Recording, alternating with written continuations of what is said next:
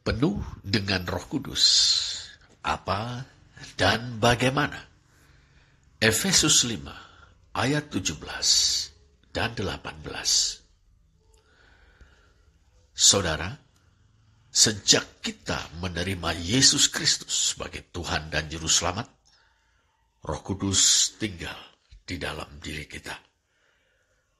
Roh Kudus adalah meterai. Demikian Efesus 1 ayat 13. Artinya, tanda kepemilikan Allah atas diri kita, orang percaya. Seutuhnya, badan dan jiwa, hidup dan mati kita.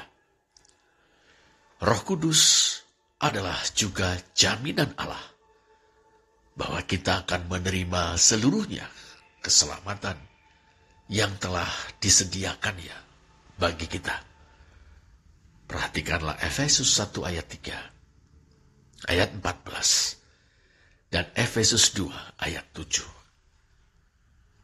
Dalam Kristus, saudara, yang telah mati dan bangkit bagi kita, Allah telah membebaskan kita dari belenggu dosa. Allah telah membebaskan kita dari cengkeraman kuasa-kuasa jahat. Dan Allah telah melepaskan kita dari kebinasaan. Oleh karena itu, saudara, kita bukan lagi budak-budak dosa. Kita bukan lagi tawanan kuasa-kuasa jahat. Kita bukan lagi anak-anak kedurhakaan. Perhatikan Efesus 2 ayat 2 dan 5 ayat 6. Kita bukan lagi anak-anak kemurkaan. Efesus 2 ayat 3. Sebaliknya, kita adalah anak-anak terkasih dari Allah. Efesus 5 ayat 1. Lebih jauh, saudara, Allah bahkan telah mengaruniakan kepada kita tempat bersama-sama dengan Kristus yang jauh lebih tinggi daripada segala kuasa. Perhatikanlah Efesus 2 ayat 6. Itu berarti kita akan ikut serta dalam kemuliaan dan kebahagiaan yang sempurna ketika Tuhan kita Yesus Kristus menegakkan pemerintahannya atas seantero semesta di bumi seperti di sorga. Dengan tubuh kebangkitan atau tubuh kemuliaan, kita akan bersukacita dalam persekutuan yang sempurna dengan Allah dan dengan semua saudara dalam Kristus. Di sebuah dunia yang telah dibebaskan sepenuhnya dari kutuk dosa, dari pengaruh kuasa-kuasa jahat, dan dari maut atau kebinasaan. Itu semua, saudara, akan terjadi pada hari penyelamatan. Efesus 4 ayat 30, yakni saat Kristus datang kembali ke dunia. Nah, saudara, kehadiran Roh Kudus di dalam diri kita adalah tanda bahwa kita adalah milik Allah untuk selama-lamanya. Kita adalah anak-anak Allah dalam Yesus Kristus. Tidak ada satupun yang dapat memisahkan kita dari kasih Allah dalam Kristus. Kehadiran Roh Kudus dalam diri kita juga merupakan tanda jadi atau jaminan bahwa kita akan turut serta dalam hari penyelamatan itu. Pendeknya, Roh Kudus adalah tanda kepemilikan Allah atas kita, sekaligus jaminan keselamatan kita. Dalam pada itu, saudara, Roh Kudus bermaksud menguduskan kita sesuai dengan tujuan Allah memilih kita dalam Kristus sebelum dunia dijadikan, yakni supaya kita menjadi anak-anaknya yang kudus dan berkenan, tak bercacat di hadapannya.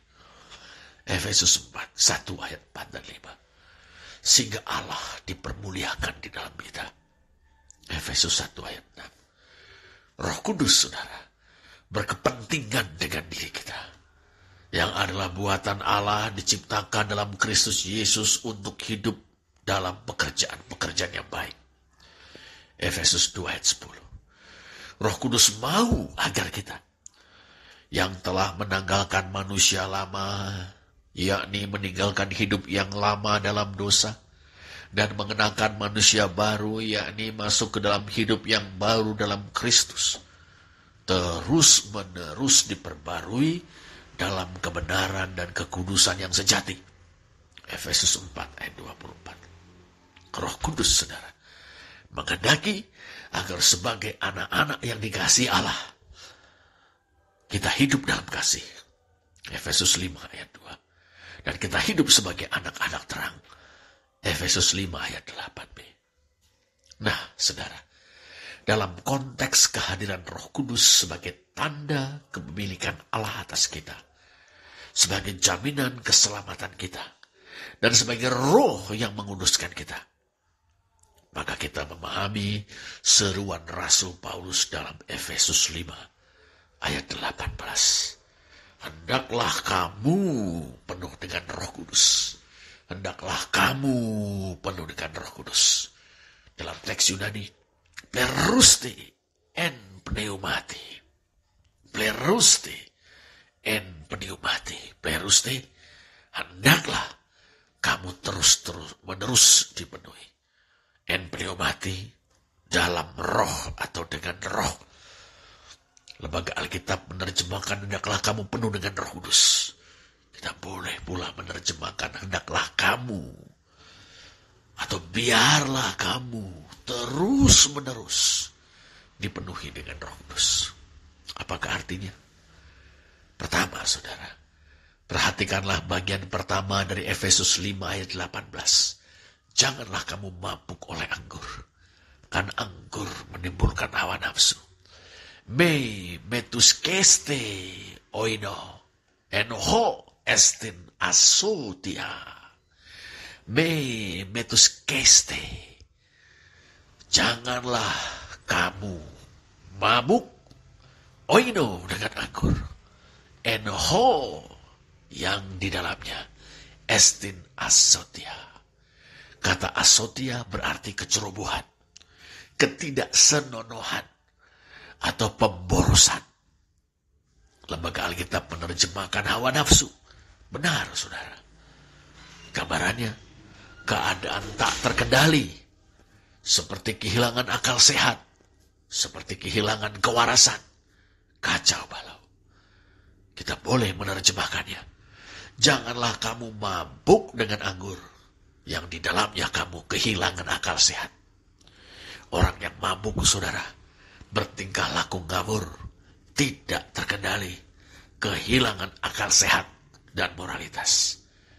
Berlawanan dengan itu adalah dipenuhi dengan Roh Kudus. Dipenuhi dengan Roh Kudus. Orang berpikir jernih, menguasai emosinya, dan berkehendak yang suci. Dipenuhi dengan Roh Kudus atau penuh dengan Roh Kudus, saudara, berarti ada di bawah pengaruh Roh Kudus. Ada di bawah kuasa Roh Kudus, atau dipimpin oleh Roh Kudus. Karena Roh Kudus adalah roh hikmat dan wahyu. Perhatikan Efesus 1 ayat 17 dan 3 ayat 16. Karena Roh Kudus adalah roh hikmat dan wahyu, maka orang yang penuh dengan Roh Kudus memiliki pikiran yang sehat, jernih, perasaan yang terkendali, dan kehendak untuk melakukan apa yang baik, benar, dan berguna. Itulah artinya penuh dengan Roh Kudus, penuh Roh Kudus atau dipenuhi dengan Roh Kudus. Orang yang dikuasai, orang yang dipimpin oleh Roh Kudus, sehingga memiliki pikiran yang sehat, perasaan yang terkendali, kehendak untuk melakukan apa yang baik, benar, dan berguna. Yang kedua, saudara, perhatikanlah kata-kata yang diterjemahkan dengan hendaklah kamu penuh dengan Roh Kudus. Dalam teks Yunani, pleruste en pneumati. Kata kerja pleruste adalah kata kerja perintah. Mood imperatif atau kata kerja perintah. Voice-nya middle atau pasif. Dan tense-nya rujukan waktunya present. Maka kita bisa menerjemahkannya, hendaklah kamu terus-menerus dipenuhi, atau biarlah kamu terus-menerus dipenuhi dengan Roh Kudus. Rasul Paulus memerintahkan kepada orang percaya di Efesus, juga kita, untuk terus-menerus memberi diri agar dipenuhi dengan Roh. Dengan perkataan lain, berilah dirimu untuk selalu dipimpin atau dikuasai oleh Roh Kudus. Kalau begitu saudara, penuh dengan Roh Kudus bukan sebuah pengalaman satu kali atau sesekali, melainkan suatu keadaan yang seharusnya berlangsung terus-menerus. Bahwa kita dimeteraikan dengan Roh Kudus atau dibaptiskan dengan Roh Kudus terjadi satu kali, yakni pada waktu kita bertobat dan menerima Yesus Kristus sebagai Tuhan dan Juru Selamat. Dan itu berlaku untuk selamanya. Sehingga baptisan dengan Roh Kudus bukan diulang-ulang. Tidak diulang-ulang. Sekali untuk selamanya. Tetapi kita diharapkan untuk terus-menerus atau senantiasa dipenuhi dengan Roh Kudus. Itu artinya kita harus selalu menyediakan diri atau memberi diri dengan taat atau sedia dan rela untuk dikuasai atau dipimpin oleh Roh Kudus. Yang ketiga saudara, apa tandanya bila kita penuh dengan Roh Kudus? Dalam Efesus 5 ayat 19 sampai dengan 21 Rasul Paulus menyebutkan 3 hal.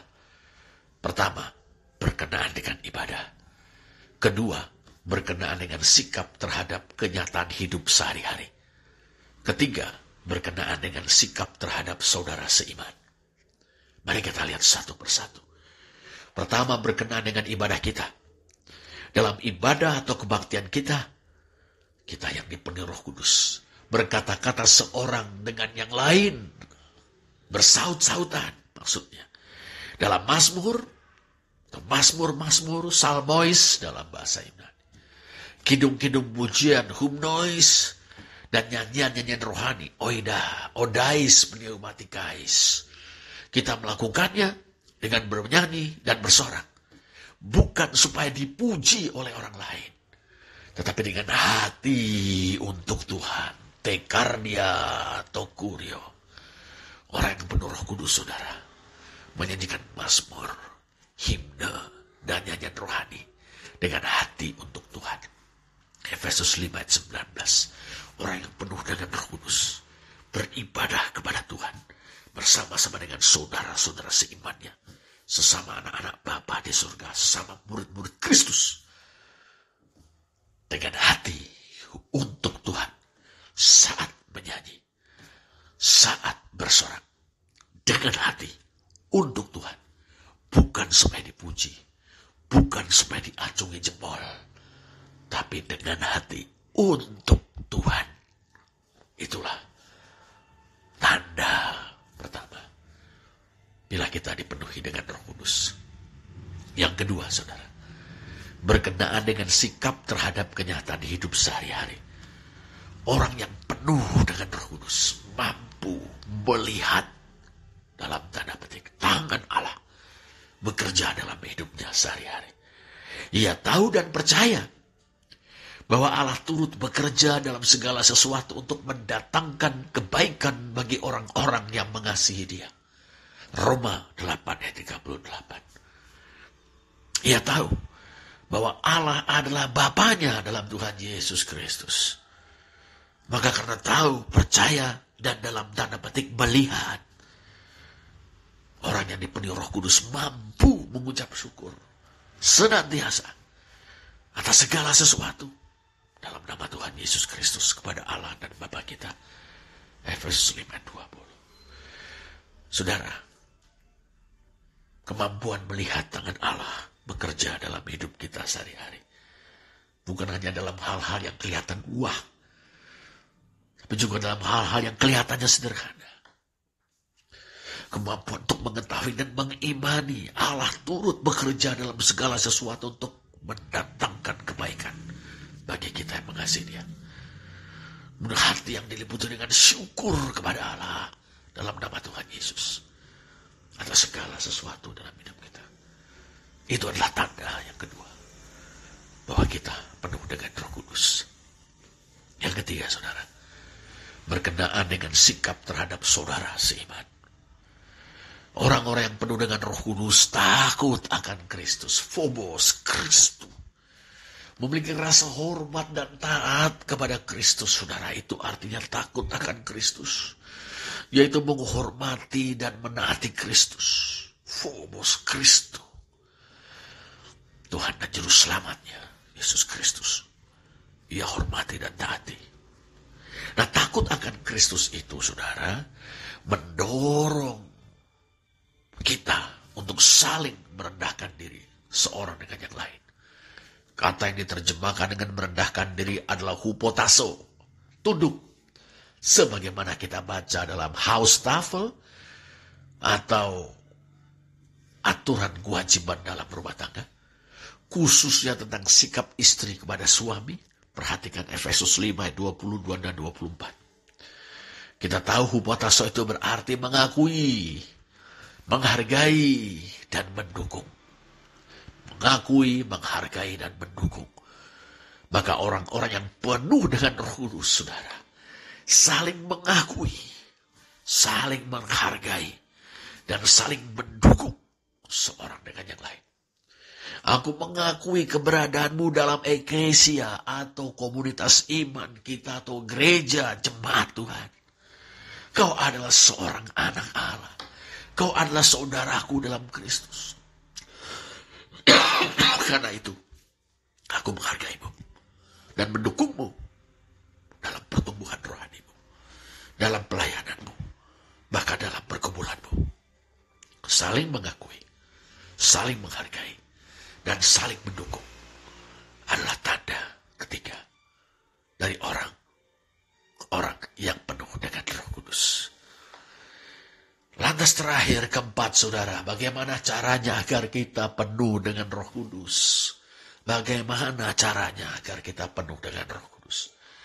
Pertama, saudara, perhatikan ayat 15. Perhatikanlah dengan saksama bagaimana kamu hidup. Dalam teks Yunani, blepete akribos pos peripatete. Blepete akribos pos peripatete. Terus-menerus perhatikan dengan saksama, akribos, dengan saksama, dengan cermat, dengan teliti. Pos peripatete, bagaimana kamu hidup atau cara hidupmu. Maka rajin-rajinlah mengintrospeksi diri, mengintrospeksi diri. Agar dapat melihat dan mengeluarkan balok dari mata kita sendiri. Dan bukan menuding-nuding selumbar di mata saudara kita. Apakah yang kita buat atau kerjakan sepanjang hari ini? Apakah yang baik, yang benar, yang berguna, menjadi berkat? Atau justru yang buruk, bahkan jahat, salah, tidak berfaedah, tidak menjadi berkat? Baik bagi saudara seiman maupun bagi orang lain. Saudara introspeksi dalam terang doa, dalam meditasi atau permenungan firman Tuhan. Adalah introspeksi yang sehat. Yang bermuara pada ucapan syukur atas apa yang baik, benar, dan berguna. Ini merupakan buah Roh Kudus. Introspeksi dalam terang doa dan meditasi firman Tuhan. Bermuara pada pertobatan. Dari yang buruk, salah, dan tidak berguna. Dan bermuara pada kerendahan hati. Karena dengan kerendahan hati itulah kita mohon dipenuhi Roh Kudus, saudara. Menyerahkan diri kepada Roh Kudus. Akan dikuasai dan dipimpinnya sepanjang hari. Ya Bapa, penuhi aku dengan Roh-Mu. Supaya aku boleh menjadi makin baik tiap hari. Yang baik, benar, berguna padaku adalah buah pekerjaan Roh-Mu. Sementara masih banyak yang salah, yang buruk, yang tidak berfaedah, tidak menjadi berkat, adalah bagian dari keberdosaanku. Ya Bapa, penuhi aku dengan Roh Kudus, agar aku boleh menjadi semakin baik hari demi hari. Yang kedua, saudara, perhatikan ayat 18a. Janganlah kamu mabuk dengan anggur. Saudara, orang yang ingin penuh dengan Roh Kudus harus menghentikan atau menjauhi kebiasaan yang buruk. Mabuk-mabukan adalah salah satu contohnya. Pornografi, judi, gosip, pendeknya, segala sesuatu yang mendukakan Roh Kudus Allah. Efesus 4 ayat 30. Harus kita jauhi. Dan harus kita hentikan. Sebab bagaimana mungkin kita dipenuhi Roh Kudus bila kita masih berkanjang pada hal-hal yang mendukakan Dia. Yang ketiga, perhatikanlah kesejajaran dipenuhi dengan Roh Kudus. Dalam Efesus 6 ayat 18 ini. Dengan berdiamnya firman Kristus dengan berlimpah-limpah di dalam kamu. Kolose 3:16. Penuh dengan Roh Kudus, saudara, tidak bertentangan dengan berlimpah-limpah dalam firman Tuhan. Roh Kudus tidak bekerja bertentangan dengan firman Tuhan. Roh Kudus tidak melawan firman Tuhan. Roh Kudus mengefektifkan firman Tuhan untuk menjadi pelita bagi kakiku dan terang bagi jalanku, saudara-saudara. Mazmur 119 ayat 105. Roh Kudus mengefektifkan firman Tuhan untuk memperlengkapi kita untuk setiap pekerjaan baik. 2 Timotius 3:16 dan 17. Dan Roh Kudus membuat firman Tuhan menjadi senjata yang ampuh sebagai pedang roh. Efesus 6 ayat 17. Yang mampu membedakan benar dan salah, baik dan buruk, berguna tidak berguna, serta memampukan kita melawan penyesatan dan berbagai macam godaan iblis. Maka bila kita ingin penuh dengan Roh Kudus, saudara, kita harus mendisiplin diri, dengar-dengaran akan firman Allah. Mari sediakan waktu teduh kita secara teratur, entah di pagi hari, entah di siang hari, atau di malam hari, untuk berbicara kepada Allah dalam doa. Dan mempersilahkan Allah berbicara kepada kita melalui firman-Nya yang sudah kita terima secara lengkap di dalam kitab suci atau Alkitab, Perjanjian Lama dan Perjanjian Baru. Demikianlah, saudara, mari biarlah kita penuh dengan Roh Kudus. Berilah diri kita untuk dikuasai Roh Kudus. Berikanlah diri kita untuk dipimpin Roh Kudus. Hendaklah kita senantiasa penuh dengan Roh Kudus. Senantiasa demi kemuliaan Allah. Terpujilah Allah